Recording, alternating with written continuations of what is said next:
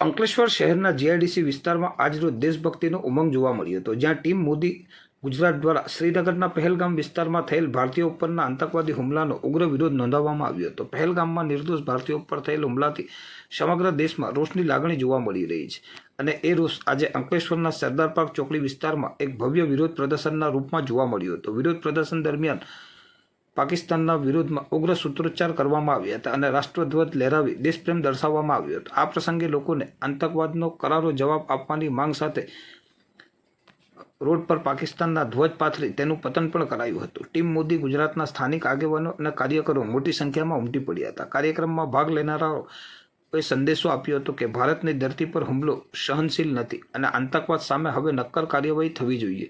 પ્રદર્શનને અંકલેશ્વર પોલીસે પણ યોગ્ય સુરક્ષા વ્યવસ્થા આપી હતી, જેથી કાર્યક્રમ શાંતિપૂર્ણ રીતે સંપન્ન થયો હતો।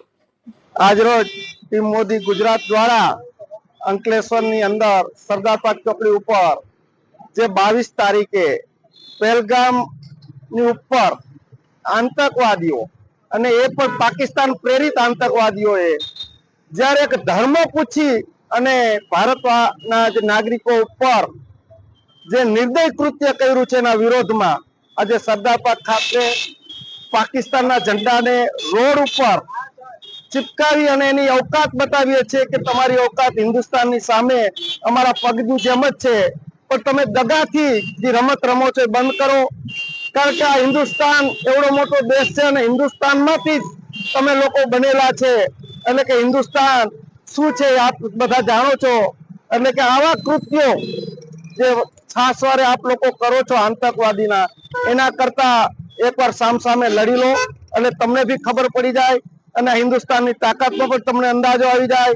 અને આ સરકાર આ વખતે નથી છોડવાની એ સંપૂર્ણપણે ખાતરી છે અને એનો વિશ્વાસ વધારવા માટે આ સરકારનો ઉર્જા આપવા માટે અને આપણી આર્મીને જે તાકાત મળી રહે કે આ દેશની દરેક પ્રજા એમની સાથે છે, એના માટેનો પ્રોગ્રામ કરેલો છે અને દરેક જે મૃત્યુ પામેલા છે તેને શ્રદ્ધાંજલિ આપીએ છીએ। તેના આપના આત્માને શાંતિ મળે અને તેના પરિવારજનોને જે દુઃખ પડેલું છે તેમાંથી વહેલી તકે બહાર આવે તેવી આશા રાખીએ છીએ અને ફરીથી આ જે પાકિસ્તાન પ્રેરિત આતંકવાદનું કૃત્ય કર્યું છે એને અમે સખત શબ્દોમાં વખોડીએ છીએ। જય હિન્દ, વંદે માતરમ, ભારત માતા કી જય।